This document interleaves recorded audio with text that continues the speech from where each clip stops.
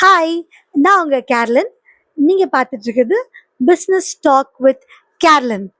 Okay, இப்போதான் எல்லாருமே business பற்றி பேசிட்டு இருக்காங்க.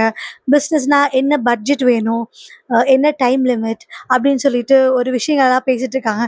நீங்கள் எல்லாருமே கேள்விப்பட்டிருப்பீங்க. ஆனால் 2000 வருஷத்துக்கு முன்னாடியே நம்ம திருவள்ளுவர் திருக்குறளில் என்ன சொல்லியிருக்காருன்னு நீங்கள் கேட்டிங்கன்னா ரொம்ப ஆச்சரியப்படுவீங்க. அது என்ன திருக்குறள், என்ன அதுக்கு பொருள் அப்படின்னு சொல்லிட்டு பார்த்துடலாமா? பொருள் கருவி காலம் வினை இரனோடு ஐந்தும் இருள் தீர எண்ணிச் செயல்.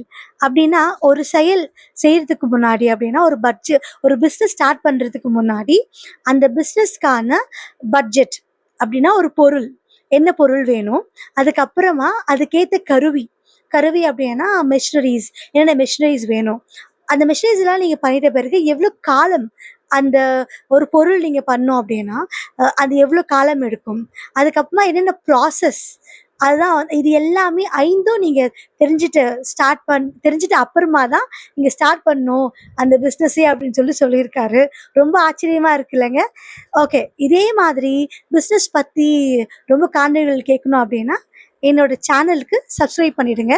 இந்த காலில் உங்களுக்கு ரொம்ப பிடிச்சிருந்துச்சுன்னா நீங்கள் லைக் பண்ணிவிட்டு ஷேர் பண்ணிடுங்க. பாய்.